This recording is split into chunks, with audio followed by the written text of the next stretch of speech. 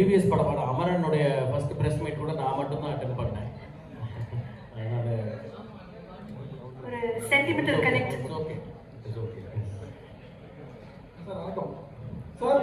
இங்கே Prem sir time sir sir உங்கள் படங்கள்லாம் ரங்கூன் அமரன் அதாவது கதைக்கு சிமிலராக ஒரு இதுவாக வந்து கனெக்ட் ஆகும். இந்த படத்துக்கு ஏன் ஓம் அப்படின்னு எவ்ரிதிங் பிகின்ஸ் வித் ஓம் அப்படின்னு நான் நினைக்கிறேன். அண்ட் இதுக்கு வந்து கதைக்கும் இந்த சொல்லுக்கும் ரொம்ப தொடர்புகள் வேறு வேறு லெவல்ஸில் இருக்குது, வேறு வேறு லேயர்ஸில் இருக்குது. அடுத்தது இதை பற்றி தொடர்ந்து அடுத்தடுத்த டீசர்ஸ் கொடுக்கும்போது it's too early to explain the title நினைக்கிறேன். அடுத்தடுத்த டீசர்ஸ் அண்ட் அடுத்தடுத்த மெட்டீரியல்ஸ் வரும்போது you will have the answers. Sir இங்கே ஏற்கனவே கன்னடத்தில் உபேந்திரா நடிச்சு ஓமுன்னு ஒரு படம் வந்து மிகப்பெரிய ஹிட்டு. இன்றைக்கும் அது ரசிகர்கள் மத்தியில் இருக்குது. அதே டைட்டிலை யூஸ் பண்ணுறதுக்கு எனி ரீசன் சார்? இல்லை சார், இது வந்து இந்த படத்துக்கும் இந்த கதைக்குமான சூழலுக்கு ரொம்ப பொருத்தமான ஒரு வார்த்தையாக இருந்தது. இப்போ நிறைய டைட்டில்ஸ் ரிப்பீட் ஆகுது. இப்போது நம்ம ஏற்கனவே பண்ண படம் கூட அது முன்னாடி 90s ஏர்லியராக வந்த கார்த்திக் சாருடைய படம் தான். நம்ம பண்ணது மட்டும் இல்லை, மற்ற ஃபில்ம் மேக்கர்ஸ் பண்ணுற படமும் love today are many films, even Dhanush சாரோட நிறைய படங்கள் கூட பழைய படங்களுடைய டைட்டில்ஸை ரிப்பீட் பண்ணியிருக்கு. பட் இது வந்து ஏதோ ஒரு சென்சேஷனுக்காக வைக்கப்பட்ட ஒரு டைட்டில் இல்லை. இந்த கதைக்கும் நான் ஒவ்வொரு முறையும் கதையோட தலைப்பை எழுதிட்டு அப்புறம் தான் ஸ்க்ரீன் பிளே எழுதுவேன். அந்த மாதிரி இதுவும் ஒரு முக்கியமான தலைப்பாக ஃபைனல் டிராஃப்டில் நம்ம ஆரம்பிக்க முன்னாடியே எழுதி அதுக்கப்புறம் தொடங்கின ஒரு திரைக்கதை தான் இது. ஸோ இதுக்கும் கதைக்கும் ஆழமான ஒரு சம்மந்தம் இருக்கிறதுனால தான் இருக்குது சார். சார் ராஜ்குமார் சார், நான் வேற லெவல் சினிமா கார்த்திக் சார். இந்த சாப்பு பேக்ரவுண்டு சிகப்பு பேக்ரவுண்ட் கம்யூனிசத்தை குறிக்குதா சம்மரத்தை குறிக்குதா? இல்லை சார், அதுலேயே வந்து எழுத்தா என்னன்னு விவரிச்சிருக்கு. அதில் வந்து சாப்டர் 1 உதிரம் த பிளட் வுட் அப்படின்னு இந்த ஓம்ங்கிற படத்துக்குள்ள இந்த பார்ட் 1, அதாவது சாப்டர் 1 அப்படிங்கிறது உதிரம் த பிளட் வுட் அப்படின்னு இருக்கு. அதுலேயே அது it is this nothing to hide. அதில் பிக்சர்ஸில் இருக்குது, விஷுவல்ஸில் இருக்குது, கேப்ஷனில் இருக்குது. இது எது சம்மந்தப்பட்டது கான்ஃப்ளிக்ட் அப்படிங்கிறது அதை கொஞ்சம் பார்த்தாலே புரிஞ்சிடும்னு நினைக்கிறேன். கண்டிப்பாக சார். அதே மாதிரி நீங்கள் அமரனில் வந்து இந்திய ராணுவத்தை இந்தியர்களை பெருமைப்படுத்துறீங்க. இதில் வந்து சம்மர கடத்தல்னாலே தமிழர்கள் தான் கடத்தல் தான் ஆந்திராவில் அடிச்சு கொள்ளுவாங்க அப்படின்லாம் நம்ம கேள்விப்பட்டிருக்கிறோம். இதை தமிழர்களை பெருமைப்படுத்துகிற மாதிரி சீன்ஸோ இல்லை, இது வந்து சார் எந்த சாராரையும் பெருமைப்படுத்துவதற்கோ இழிவுபடுத்துவதற்கோ எடுக்கப்படுற ஒரு படம் இல்லை. இது இருக்கிற சூழ்நிலையை ஒரு கமர்ஷியல் சினிமாவா அதே நேரம் சிந்திக்க வைக்கிற ஒரு சினிமாவா ப்ரெசென்ட் பண்ணுற ஒரு படமாக இருக்கும். அதே மாதிரி கார்த்திகேயன் மம்முட்டி சார் பேர் சொன்னீங்க. இவர் பேர் அண்ணாமலையா? அண்ணாமலைக்கு யாராவது வராங்கிறாங்க இவர் தனுஷ் என்ட்ரி ஆகிறப்போ. இல்லை, இதில் இன்னும் பேர் சொல்லலை சார். அவங்க சொல்கிறது அண்ணாமலையாருக்கு அரோகரான்னு சொல்கிறாங்க. சார் டாக்டர் சார், இப்போ இந்த ஓம்ங்கிற வார்த்தைக்கு சமஸ்கிருதத்தில் சோம்னு ஒரு வார்த்தை இருக்குது. அதாவது சோமபானம் சுறாபானம்னு சொல்லுவாங்க. அந்த சோமுங்கிற வார்த்தை மறுபடி தான் ஓகம் வந்துருக்கு. சோம்னு சொன்னால் கஞ்சான ஒரு பொருள் இருக்குது. எப்படி அதுல இருந்து வரி இருந்திருக்கு? அது இந்த உண்மை தெரிஞ்சிருந்தீங்களா? அப்படி இல்லை சார். ஐ திங்க் சான்ஸ்கிரிட்ல ஓம்காரா அப்படிங்கிறது ஓம்கான விளக்கமாக இருக்கு. சான்ஸ்கிரிட்ல நம்ம சொல்ற ஓம் அதுதான். அண்ட் அதை தாண்டி இந்த ஓம்க்கு வந்து படத்துக்குள்ள டிராவல் பண்ணும்பொழுது படம் வெளியாகிறதுக்குள்ள அதுக்கான எக்ஸாக்ட் விளக்கம் என்ன, இந்த படத்துக்கும் ஓம் அப்படிங்கிற சொல்லுக்கான சம்மந்தம் என்னங்கிறது ரொம்ப ஈஸியாக எல்லாருக்கும் புலப்படுற ஒரு விஷயமா இருக்கும் அடுத்தடுத்து பண்ணுற ப்ரொமோஷன்ஸில். ஸோ இதில் அந்தளவுக்கு இது எனக்கு புது இன்ஃபர்மேஷனாக இருக்குது நீங்கள் சொல்கிறது. ராஜ்குமார் சார், இங்கே மீனாட்சி சுந்தரம் உண்மை கதை நீங்கள் அமரன் எடுத்தீங்க. இந்த படம் கூட இந்த 2015 நடந்த உண்மை சம்பவமாக தெரிஞ்சு நாங்கள் வெளிப்படையாக சொல்லுங்கள், ட்ரெய்லரில் தெரியும். இந்த உண்மை சம்பவங்கள் வந்து எல்லாருக்குமே தெரிஞ்ச கதையாக இருக்கும். அது வந்து சினிமாவில் எடுக்கக்கூடிய சவால் என்ன, அப்புறம் வந்து இதுதான் தனுஷாருடைய லைஃப்லேயே பெரிய பட்ஜெட்டில் உருவாகிருந்தாங்க. இந்த கதைக்கு ஏன் அவ்வளோ பெரிய பட்ஜெட்? இல்லை சார், இன்றைக்கி வந்து ஃபஸ்ட்டு நான் வந்து இந்த உண்மை சம்பவங்கள் பற்றி நீங்கள் சொல்கிறதுக்காக சொல்கிறேன். ஐ திங்க் எல்லா கதையும் எனக்கு தெரிஞ்சு எல்லா ஃபில்ம் மேக்கர்ஸுமே வந்து they inspire ideas they get inspired for ideas for concepts from daily life. இல்லை அவங்க வாழ்க்கையில் நடந்த சம்பவங்கள், இல்லை அவங்க ஃப்ரெண்டு வாழ்க்கையில் நடந்த சம்பவங்கள். ஸோ என்ன ஜானரில் நம்ம படம் பண்ண நினைக்கிறோங்கிறது தான் முக்கியம்னு நினைக்கிறேன் நான். ஸோ போன படம் வந்து ஒரு பயோகிராஃபிக்கல் பிக்சர், ஒரு மிலிட்ரி பேசிஸில் பண்ண ஒரு படம். அது ஒரு ஆர்மி சோல்ஜர், ஒரு ஆர்மி மேஜருடைய வாழ்க்கை படமாக வந்தது. அது இப்போ பண்ணுறது அதுக்குன்னு சில தன்மைகள் இருக்குது. பட் எந்த படமாக இருந்தாலும் வெறும் அந்த உண்மை சம்பவத்தை மட்டுமே எடுத்து நம்ம படம் பண்ணோம்னா அது வந்து அதுக்கு ஸ்க்ரீன் பிளேன்னு ஒன்று ரொம்ப முக்கியம். ஸோ அந்த ஸ்க்ரீன் பிளே டிசைன்ஸ் எவ்ரிதிங், கற்பனை கதையாக இருந்தாலும் உண்மை கதையாக இருந்தாலும். ஐ திங்க் அதுதான் that makes the difference for the result sir. நீங்கள் கேட்ட ரெண்டாவது கேள்வி, அதிக பட்ஜெட் அப்படிங்கிறது வந்து ஐ ட்ரூலி பிலீவ் இன்னைக்கு வந்து மார்க்கெட் சைஸ் வந்து எக்ஸ்பேண்ட் ஆகிருக்கு. நம்ம வந்து அதை எல்லாருமே பார்க்குறோம். ஒரு படம் நல்லா போச்சு அப்படின்னா ஒரு சிறிய பொருட்செலவில் எடுத்திருந்தாலும் சரி, வளர்ந்து வரும் நடிகர்கள் இல்லை புதுமுக நடிகர்கள், even Malayalam cinema or any region வந்து இப்போ இன்னைக்கு வந்து பேரியராக இல்லாமல் ஒரு சின்ன படம் கூட வந்து, அதாவது கம்மி பொருட்செலவில் எடுக்கப்பட்ட ஒரு படம் கூட வந்து இன்னைக்கு crores and crores of money collect பண்ணுறதை நம்ம பார்க்க முடியுது. ஸோ அதுக்கு காரணம் வந்து ஆடியன்ஸ் இன்னைக்கு வந்து எல்லாராலையும் எல்லா இடத்துக்கும் போய் ரீச் பண்ணிட முடியுது. அதனால் பட்ஜெட் அப்படிங்கிறது அந்த படத்தோட கதைக்கு தேவையான ஒரு விஷயமா இருக்கு. அண்ட் அதில் அது ஒரு பெரிய குழு சேர்ந்த படமாகவும் இருக்கு. சார், இங்கே கதாநாயகிகள் வந்து ஸ்ரீலீலாவும் சாய்பல்லியும் நிஜத்திலையும் டாக்டர்கள். இப்போ இந்த ஷூட்டிங்கை வந்து அடர்ந்த காட்டு பகுதிகளில் நடக்கும்போது ஏதாவது விபத்துகள் ஏற்பட்டு அவங்க வந்து உண்மையான டாக்டராக வந்துட்டு ஏதாவது ஒர்க் பண்ணாங்களா? இல்லை சார், அவங்களுக்கு வந்து அவங்களுடைய ஆக்டிங்க்கு ஆக்டர்ஸாக அவங்க ரோல்ஸுக்கு ப்ரிப்பேர் ஆகிறதுக்கே இந்த படத்தில் வேலை சரியாக இருக்குது ரெண்டு பேருக்கும். இன்னொன்று ப்ரொடக்ஷன் ஹவுசஸ், அதாவது ப்ரொடியூசர்ஸ் வந்து முன்னேற்பாடுகளோடு ரெடியாக இருக்காங்க. அதனால் எந்த வித விபத்துகளும் நாங்கள் இது வரைக்கும் சந்திக்கலை. அண்ட் அப்படி ஏதாவது சின்னதாக பிரச்சனை, சில இடர்பாடுகள் வரும், சில தடங்கல்கள் ஏதாவது இருந்தால் கூட அது வந்து அவங்க ரொம்ப துரிதமாக செயல்பட்டு உடனே அதை சரி பண்ணி கொடுத்துட்றாங்க. ஸோ அந்த மாதிரி சுச்சுவேஷன் எதுவும் வரல சார். அமரன் படத்துலையும் சாய் பல்லவி இருந்தாங்க, ஓம்லையும் இருக்காங்க. பர்டிகுலராக என்ன ஸ்பெஷல் ரீசன் அவங்க இந்த படத்தில் கமிட் பண்ணியிருக்கீங்க? செகண்டரி சாய் அபேங்கர் மியூசிக்கில் தனுஷ் ஏதாவது பாட்டு எழுதி பாடுறாங்களா? ஏதாவது ஐடியாஸ் இருக்கா? இல்லை, இப்போ நம்ம பார்த்த இந்த டைட்டில் அனௌன்ஸ்மெண்ட் வீடியோவில் இந்த கிளிம்ஸில் கடைசியாக சில லிரிக்ஸ் வருதுல்ல, வீரா அப்படின்னு, அது வந்து தனுஷ் சார் எழுதுனது தான். அது அந்த வரிகள் கூட தனுஷ் சார் எழுதுனது தான். அண்ட் ஏற்கனவே படத்துக்காக ஒரு சாங் வந்து ஃபில்ம் பண்ணிட்டோம். அண்ட் சாய் பல்லவி அவங்க இந்த படத்தில் இருக்கிறது வந்து அவங்க மட்டும் இல்லை, நான் எப்பயுமே ஒரு கேரக்டருக்கும் ஆர்டிஸ்ட் சூஸ் பண்ணும்போது ஒரு பர்ஃபார்மர் அந்த ரோலுக்குள்ளே வரணும்னு நினைப்போம். ஸோ அப்படியே அவங்களுக்கு சூட்டபுளாக இருக்கிற ஒரு ரோலுக்கு அவங்க நடிக்கிறாங்க. இதில் அந்த படத்துலையும் அவங்களுக்கு அந்த ரோல் ரொம்ப சூட்டபுளாக இருந்துச்சு, அதனால் பண்ணாங்க. எஸ். இங்கே ஷாலினி, ஆக்சுவலி மம்முட்டி சார் அவரோட படங்களே வந்து அவ்வளோ ஈஸியான கதையோ கேரக்டரோ சூஸ் பண்ண மாட்டார். ரொம்ப சாய்ஸ் ரொம்ப வந்து யூனிக்காக இருக்கும். ஸோ இந்த கதை நீங்கள் சொல்லும்போது அவரோட ரியாக்ஷன் என்னவா இருந்துச்சு? அவர் என்ன சொன்னார்?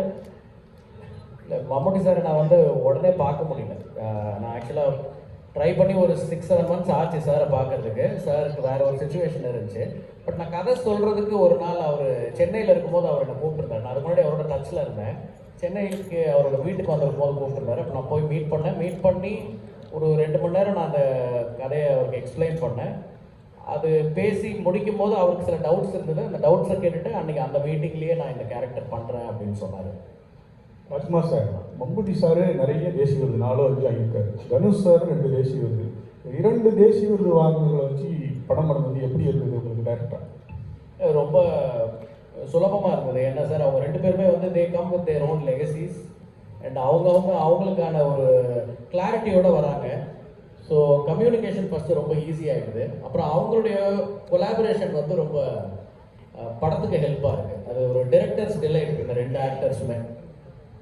சார் ராஜ்குமார் சார், இங்கே விஜயானந்த், வாழ்த்துக்கள் சார். டைட்டிலும் கிளிம்ஸும் ரொம்ப சூப்பராக இருந்தது, மேக்கிங் நல்லா இருந்தது. இந்த 2 சாப்டர்னு சொல்லிட்டீங்க. ஸோ 2மே இப்போவே ஷூட் பண்ணுவீங்க? அதில் ஃபஸ்ட்டு பார்ட் ரிலீஸ்க்கு அப்புறம் தான் செகண்ட் பார்ட் பற்றி இருக்குமா? ஸ்கிரிப்ட் ஒர்க் முடிச்சாச்சா 2க்கும்? இல்லை சார், இது வந்து முதல் சாப்டர் தான் இப்போ ஷூட் பண்ணிகிட்டு இருக்கோம். இது முடிச்சதுக்கப்புறம் தான் அடுத்ததுக்கான ஒர்க்கெல்லாம் அப்போ தான் ஆரம்பிக்கும். ஸ்கிரிப்ட் ஒர்க்குன்றதை தாண்டி இதுக்குன்னு ஒரு பெரிய ரிசர்ச் ஒர்க் நடந்திருக்கு. ஸோ அது ஒவ்வொரு பகுதியாக வரும் அப்படிங்கிறது. அண்ட் இந்த சாப்டர் 1க்கு ஒரு தொடக்கம், ஒரு மிடில், ஒரு எண்ட் அப்படின்னு இந்த படத்தோட கதை முழுமையாக இந்த பார்ட்லேயே முடிஞ்சிடும். இந்த சாப்டர் 1லேயே அது முடியும். Yes sir, Akshay from the union express sir here. Hi sir. And நீங்கள் வந்து இந்த டைட்டில் அனௌன்ஸ்மெண்ட்டுக்கு அப்புறம் ஒன்று சொல்லியிருந்தீங்க, இந்த மாதிரி வந்து தனுஷ் சார் வந்து ஆர்டிஸ்டிக் சென்சிபிலிட்டிஸ் அண்ட் கமர்ஷியல் சினிமாக்கான சென்சிபிலிட்டிஸை வந்து நல்லா இது பண்ணியிருந்தாரு, பேலன்ஸ் பண்ணியிருந்தாருன்னு சொல்லிட்டு. How was it for you to right? ஏன்னா இப்போது ஸ்டார்ஸுமே நிறைய வந்துட்டாங்க, மம்முட்டி சார் அண்ட் தனுஷ் சார். உங்களுக்கு அந்த சென்சிபிலிட்டிஸை பேலன்ஸ் பண்ணுறது எப்படி இருந்துச்சு ரைட்டர்? இல்லை சார், இது வந்து ஆக்டர்ஸை காஸ்ட் பண்ணிவிட்டு அப்புறம் போய் எழுதின ஸ்கிரிப்ட் இல்லை. இது நம்ம ஸ்கிரிப்ட் பண்ணிவிட்டு ஐயோ இந்த கேரக்டர் இவங்க பண்ணால் நல்லா இருக்குமேனு அவங்களோட அப்பாயின்மெண்ட் அண்ட் அவங்களோட லிசனிங் அந்த நரேஷன் டைம் கிடைக்கிற வரைக்கும் வெயிட் பண்ணி ஒவ்வொருத்தரையும் காஸ்ட் பண்ணி இவங்க எல்லாரும் உள்ளே வந்திருக்காங்க. ஸோ அவங்களுக்கு அந்த கேரக்டர் கேட்கும் பொழுதே அவங்களுக்கு பிடிச்சிருந்தது. யாரும் வந்து இப்படி பண்ணுங்க அப்படி பண்ணுங்கன்னு சொல்லி எந்த ஒரு அந்த மாதிரி விவாதங்களுக்குள்ளே இது ஃபார்ச்சுனேட்லி போகலை. ஸோ எல்லாரும் சந்தோஷமாக அவங்கவுங்க பார்ட்டில் வந்து நடிக்க வந்திருக்காங்க. அண்ட் என்கிட்ட ஏற்கனவே இதுக்கான கேரக்டர்ஸ் இருந்தது, அந்த செட்டப் இருந்தது, அதனால தான் அவங்கள காஸ்ட் பண்ண முடிஞ்சது. சார் ராஜேஷ். Yes sir. வாழ்த்துக்கள். முதல்ல அமரன்ற ஒரு நல்ல படத்தை கொடுத்தீங்க, ஒரு ஹீரோவா பண்ணீங்க, பக்காவா பண்ணீங்க. பட் இந்த படத்துல வந்து பார்த்தா ஒரு ஃபாரஸ்ட் பிரிகேண்டை வந்து ஒரு ஹீரோவா காட்டுற மாதிரி இருக்கு டீசர்லாம் பார்க்குது. பட் இதை நீங்க எப்படி பார்க்கணும்? ஒரு ஹீரோவா காமிச்சிங்க, பட் இந்த மாதிரி ஒரு நெகட்டிவ் ஷேடாக இருக்கவங்களை ஹீரோவா காமிச்சா நெக்ஸ்ட் சொசைட்டி எப்படி இருக்கும்ன்றது நீங்க ஃபீல் பண்ணுறீங்க சார்? ஏன்னா வந்து ஃபாரஸ்ட் பிரிகேட்ன்றது ஒரு தப்பானது தான், காட்டை அடிக்கிறவங்க தான். இதுல வந்து நீங்க சொல்ல வர்றது வந்து இந்த காட்டு அழிக்கிறதுக்கு உறுதுணையாக இருக்கக்கூடிய அந்த கூலி ஆட்கள் திருவண்ணாமலை காமிச்சிங்க. ஏன்னா நீங்க இங்க இந்த ராயலசீமா அந்த சைட்ல எல்லாம் பாத்தீங்கன்னா, பிளஸ் திருப்பதி அந்த சைட்ல எல்லாம் வந்து ரெட் சாண்டர்ஸை வந்து அறுக்கிறதுக்கோசம் இங்க இருந்தா கூப்பிட்டு போறாங்க, திருவண்ணாமலையில இருந்தா. அதை பேஸ் பண்ணி தான் இந்த புஷ்பான்னு ஒண்ணு பண்ணாங்க. அங்கேயும் வந்து ஒரு ஃபாரஸ்ட் பிரிகேண்ட் வந்து அவனை தான் ஹீரோவா காமிக்கிறாங்க. பட் உங்க படத்துல எப்படி காமிச்சிருக்கீங்க? இதுல வந்து அதை தான் வந்து நீங்க முக்கியத்துவம் காட்டுறீங்களா? அதான் சார், இது வந்து இப்போ நீங்கள் படத்தில் பார்த்தது வந்து ஒரு காட்சி. அந்த காட்சியை வச்சு ஹீரோவுடைய கேரக்டர் என்ன, இதில் நம்ம என்ன சொல்ல வரோம் அப்படின்னு ஒவ்வொருத்தருக்கும் ஒரு பெர்ஸ்பெக்டிவ் தோணும். மேபி அந்த டிஸ்கஷன்ஸை ஓப்பன் பண்ணுறதுக்கு தான் நம்ம ஒரு வீடியோ கொடுக்குறோம். ஸோ உங்கள் பார்வையில் அது அப்படி இருக்குது. பட் இதை தாண்டி படத்தில் நிறைய விஷயம் இருக்குது. அது வரும்பொழுது அது எல்லாம் ஜஸ்டிஃபை பண்ணணும்னு நினைக்கிறேன் சார். ராஜ்குமார் சார், ஆக்சுவலாக உங்களோட ஃபஸ்ட்டு படம் ரிலீஸ் ஆகி ஆல்மோஸ்ட் 9 years ஆயிடுச்சு. ஸோ இப்போ நீங்கள் மோஸ்ட்லி 3 films தான் பண்ணியிருக்கீங்க. ஸோ நீங்களாம் ஏன் ஒரு படைப்பாளிகள் இவ்வளோ டைம் எடுத்துக்கிறீங்க? ஃபஸ்ட்டு காரணம் பிரம்மாண்டத்திற்காகவா இல்லை ஹீரோவோட கால்ஷீட்டுக்காகவா? ஏன்னா நீங்கள் மட்டும் இல்லை, இப்போ 96 பிரேமாக இருக்கட்டும், துருவங்கள் 16 கார்த்திக் நாராயணா இருக்கட்டும், இவங்க எல்லாருமே ரொம்ப டைம் எடுத்துக்கிறாங்க. அதாவது பிறந்தபூமி விக்ரனா இருக்கட்டும். ஸோ என்னதுனால இவ்வளோ டிலே ஆகுது தெரியல சார். இது ஒரு படத்துக்கும் ஒவ்வொரு விதமான படிப்பினைகள் வரும். இப்போ பார்த்தீங்கன்னா, நான் இப்போ இந்த படம் வந்து February 20 ஷூட்டிங் ஆரம்பித்தோம். October 16 ரிலீஸ்னு போட்டிருக்கோம். கரெக்டாக 8 மாதம்னு நினைக்கிறேன், 8-9 மாதமாக தெரியல எனக்கு. 8 மாதத்தில் அந்த படத்தை முடிச்சு ரிலீஸ்க்கு கொண்டு வரோம். ஸோ இப்படியும் சில நேரங்களில் அனுபவங்கள் இருக்கும். பட் நீங்கள் கேட்ட கேள்விக்கு பதில் சொல்லணும் அப்படின்னா, சினிமா அப்படிங்கிறது வந்து ஒரு டைரக்டர் கதை எழுதி வீட்டில் ரெடி ஆகிட்டா மட்டும் படம் பண்ணிட முடியாது. அதில் நிறைய விஷயங்கள் கோயின்சிடென்டலாக சேர்ந்து வரணும், அதுக்கு ஒரு அமைப்பு வரணும். அது எல்லாரும் சேர்ந்து எல்லா விஷயங்களும் சேர்ந்து அமையும் பொழுது தான் ஒரு படம் நடக்குது. அண்ட் சம்டைம்ஸ் தாமதங்கள் ஏற்படும், தடங்கல்கள் வரும். சில நேரம் வேகமாக நடக்கும். நம்ம இப்போ ரோட்டில் போகிறோம், ஒரு நாள் வந்து எல்லா சிக்னலும் க்ரீனாகவே இருக்கும், அப்படியே வேகமாக போயிடுவோம். சில நேரம் டிராஃபிக் இருக்கும், எல்லா இடத்துலையும் நம்ம போய் நிற்கிற நேரம் மட்டும் ரெட் சிக்னல் விழும். அந்த மாதிரி ஒரு சுச்சுவேஷன் தான் அது. அவங்கவுங்களுக்கான கால சூழல், அந்த நேரம் இண்டஸ்ட்ரி இருக்கிற சூழ்நிலை, அதுதான் காரணம்னு நினைக்கிறேன். யாருமே வந்து டிலே பண்ணணும் அப்படின்னு நினச்சி யாரும் பண்ண மாட்டாங்க. பட் ப்ரிப்பரேஷன் டைம் எடுத்துக்கிறது நல்லது சார். எனக்கு இந்த டைம் எல்லாமே வந்து ஸ்கிரிப்டுக்கு ஹெல்ப் பண்ணியிருக்கு. நீங்கள் சொன்ன அந்த 9 வருஷத்தை நான் ரியலைஸ் பண்ணலை. அந்த வெயிட்டிங் டைமும் ஃபில்ம் மேக்கிங்கோட ஒரு part and parcel of that ப்ராசஸ்ன்னு நினைக்கிறேன் நான், at least for directors. Yes sir. பேசுகிறேன் இந்த sir. Hello sir. Yes sir. இது இந்த 20 பேர் என்கவுண்டர் பண்ணாங்க, திருவண்ணாமலையிலேருந்து தான் பாதிக்கப்பட்டாங்க. அதை பேஸ் பண்ணி புஷ்பா மாரி அதை வச்சு புஷ்பா மாரி பண்ணுறீங்களா, அல்லது அது டாக்குமெண்ட்ரியாக பண்ண போகிறீங்களா? இல்லை சார், இது feature film first of all. And sir, வேறு சில படங்கள் அது வந்து ஒரு படம் அப்படின்றது வந்து ஒரு டாபிக் எடுத்து பண்ணியிருந்தால் அந்த படம் வந்து நம்ம நினைவில் ஒரு விதத்தில் இருக்கும். இது வந்து எனக்கு ரொம்ப நாளாக நினைவில் இருக்கிற சில நிகழ்வுகளை, சில நிதர்சனங்களை மையமாக வச்சு அதுக்கு மேலே நிறைய எலிமெண்ட்ஸ் வச்சு நிறைய ரிசர்ச் பண்ணி உருவாக்கி இருக்கிற ஒரு திரைக்கதை. ஸோ இதுக்கும் வேறு எந்த படங்களுக்கும் சம்மந்தம் இல்லைன்னு நினைக்கிறேன் நான். அண்ட் நீங்கள் குறிப்பிட்ட அந்த பர்டிகுலர் சம்பவம் இதில் இருக்குன்னு சொல்ல முடியாது, பட் ஒரு இன்ஸ்பிரேஷனாக அந்த தாட் இருந்திருக்கு கண்டிப்பாக. சார் ஜெயச்சந்திரன் பேசுகிறேன் சார். தனுஷா வந்து இப்போ ஹிந்தி படங்களையும் நடிச்சுட்டு இருக்காரு, நடிச்சு வெற்றி படங்களாக இருக்குது. இது வந்து அவர் நடிக்கிற பெரிய பட்ஜெட் படம் அப்படின்னு சொல்லிட்டு சொல்கிறீங்க.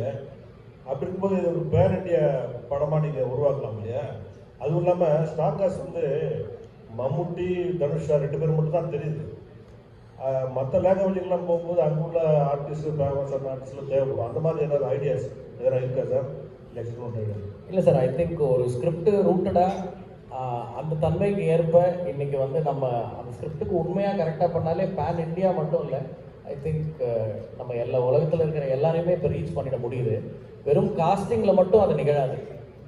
அதுக்கான கதையும் கேரக்டரும் அவங்களுக்கான ஒரு அந்த பார்ட் வந்து ரொம்ப ஸ்ட்ராங்காக இருந்தால் மட்டும்தான் அவங்களும் உள்ளே வருவாங்க. வெறும் டெக்கரேஷனுக்காக இதில் யாரையுமே நம்ம சேர்க்கலை. அப்படி சேர்க்கறதுல எனக்கு விருப்பமும் இல்லை. Yes sir. Direct sir Balan இங்கே இப்போ ஒவ்வொரு படமும் உங்களுக்கு ஒரு படிப்படின்னு சொன்னீங்க இல்லையா? நம்ம ரங்கோனா இருக்கட்டும், இல்லை அமரனா இருக்கட்டும், இந்த படமாக இருக்கட்டும், அந்த 3 படத்துலையும் 3 ஹீரோக்கள்கிட்ட நிறைய அனுபவம் இருக்கும். அதை பற்றி கொஞ்சம் சொல்லுங்கள்.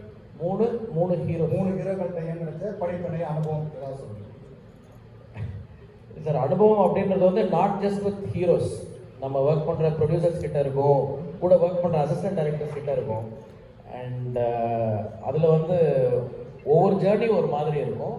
It's a collaborative process. முதல் படத்தில் எனக்கு கௌதம் கார்த்திக் நடித்தார். அவர் இப்போ வரைக்கும் எனக்கு இப்போ நம்ம இங்கே உட்காந்து இந்த டீசர் நீங்கள் இங்கே பார்த்துட்டு இருக்கும்போது ஆல்ரெடி ஆன்லைனில் ரிலீஸ் ஆகிடுச்சு. ஸோ 3வது ஆளாக எனக்கு விஷ் பண்ணது, ஆர் அட்லீஸ்ட் அவர் ஃபஸ்ட்டு கூட விஷ் பண்ணியிருக்கலாம், நான் 3வதாக அவரோட மெசேஜ் தான் பார்த்தேன். ரொம்ப சந்தோஷமாக டைட்டில் பற்றி அந்த டீசரில் காட்டின அந்த விஷயங்கள் பற்றி எல்லாம் ரொம்ப எக்ஸைட்டடாக பேசிட்டு இருந்தார். எனக்கு சத்தத்தில் ரொம்ப கேட்கல. ஸோ அந்த நட்பு தொடருது இன்னும். அண்ட் அதே மாதிரி போன படம் நான் ஒர்க் பண்ண சிவகார்த்திகேயன், ஸோ அவரும் வந்து அந்த படத்தில் ஒரு கரெக்டான ஒரு நேர்த்தியான ஒரு அனுபவம் இருந்தது. இப்போது தனுஷரோட ஒர்க் பண்ணுறது வந்து எனக்கு ரொம்ப க்ளோஸ் டு தி ஹார்ட்டாக இருக்குது, ரொம்ப ப்ளசண்ட்டாக இருக்குது. தினம் தினம் ஏதாவது ஒரு ஆச்சரியம் நிகழுது. ஐ திங்க் இந்த என்டையர் ஜேர்னி முடிக்கும் போது நான் அவரை பற்றி பேசுறதுக்கு நிறைய இருக்கும்னு நினைக்கிறேன். ஸ்ரீலீலா பற்றி சொல்லுங்கள். ஸ்ரீலீலாவோட இப்போ தான் ஷூட் ஸ்டார்ட் பண்ணியிருக்கோம். Very few days we have started work with her. இப்போ தான் கொஞ்ச நாள் தான் ஆயிருக்கு. ரொம்ப ஒரு ப்ராமிசிங் டேலண்ட் அவங்க. இன்னும் அவங்களுடைய ஒரு பெர்ஃபார்மிங் சைடை நம்ம நிறைய படங்களில் பார்க்கலாம்னு நினைக்கிறேன். Excellent dancer, but a very good actress also. I mean a very good performer also. Hello. Sir, sorry to interrupt. One question. Sir. I am Krishna Kumar from Delhi. Sir, here. Yes, I sir. have 2 questions. Yes, sir. In what way this இந்த title வந்து இந்த கதைக்கு வந்து உங்களுக்கு நெசசிட்டியாக இருக்குது, number 1. Number 2, நம்ம ஓம்ங்கிறது நம்ம இந்து விஷயத்தில் பிரணவ மந்திரத்தில் மனசாந்திக்காக சொல்கிற ஒரு மந்திர வார்த்தை. அதை எப்படி ஒரு டிசைனே வந்து அட்டாக்கிங் இன்ஸ்ட்ருமெண்ட்ஸ் மாதிரி ஒரு ஷார்ப்பாக வச்சுருக்கீங்களா? அதுக்கு விளக்கம் இருந்தால் கொஞ்சம். இல்லை சார்,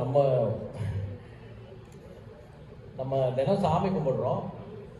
பல்வேறு மாதிரியான கடவுள்கள் நம்மளோட வழிபாட்டு முறையிலே இருக்குது. ஒவ்வொருத்தருக்கும் ஒவ்வொரு வாகனங்கள் இருக்குது, கையில் ஆயுதங்கள் இருக்குது, சாந்தமாகவும் இருக்குது. எல்லாமே எல்லாத்துலேயும் இருக்குதுன்னு நினைக்கிறேன். ஸோ அது ஒரு முக்கியமான ஒரு விஷயமா ஒரு பேசு பொருளாக இருக்காதுன்னு நினைக்கிறேன் நான்.